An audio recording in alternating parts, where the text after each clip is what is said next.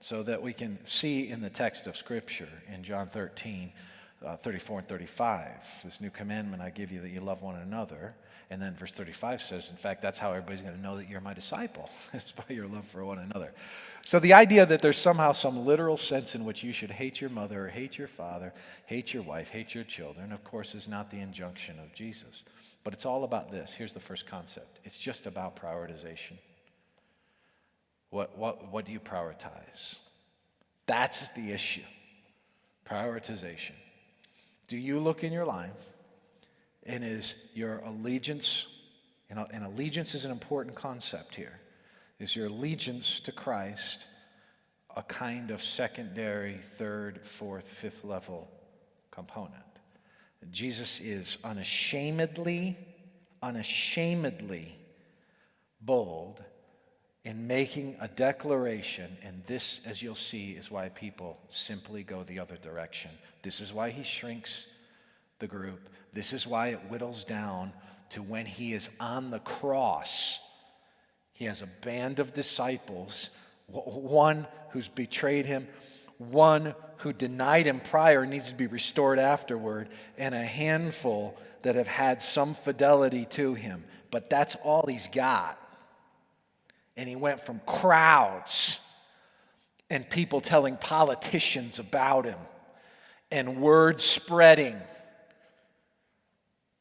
to being absolutely segmented and destroyed by the culture he came to bear witness to. So prioritization here in verse 26. Hate his own father, mother, wife, children, brothers and sisters, yes, even his own life, and he cannot be my disciple. I think we need to just think for a second about what that means. Please listen carefully here, because I'm afraid that if you don't pay attention to this point, you could literally misunderstand the rest of the entire message. Okay? So pay close attention here. Write it down if you got to write it down, but don't miss it. The language of cannot, ability, it's the Greek word that we get our English word dynamite from, the power to, okay? Teaches us something here, that this is not an issue of qualification, it is an issue of capacity. And I'm going to say it again. This is not an issue of qualification, it's an issue of capacity. What does that mean?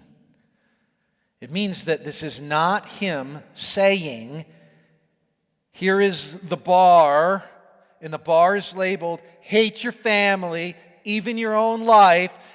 Hey, Gabriel, hit the music. Let's go limbo. And now you got to try to get under the bar. Right? This is not what he's saying. Somehow, if you don't cut the mustard here, you won't be able to get in the kingdom. Here's what he's saying. Here's the bar.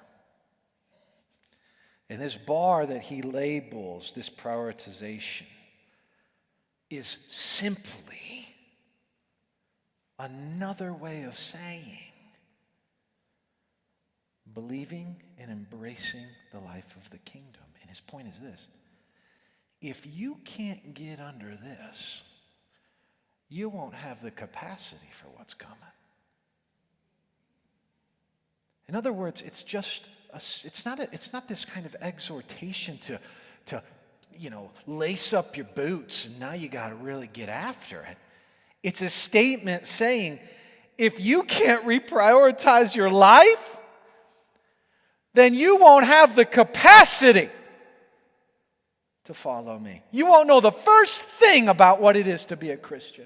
You have to understand how I can't express to you how absolutely foreign the contemporary evangelical world would be to the apostles. How they would look at it like it has 9 heads, and they'd go, what on earth are people doing that they show up on a Sunday morning, smile, come in, sit down, talk about Jesus for an hour and live like the devil the rest of the week, but say, boy, I love Jesus. They would say those people are as lost as anyone ever. You understand? There's just a category we've created that they know nothing about. And we've somehow normalized it and made it as though this is the kind of thing that simply is accepted and embraced. And it is so different from what Jesus says. And here he's saying, look, you are like someone.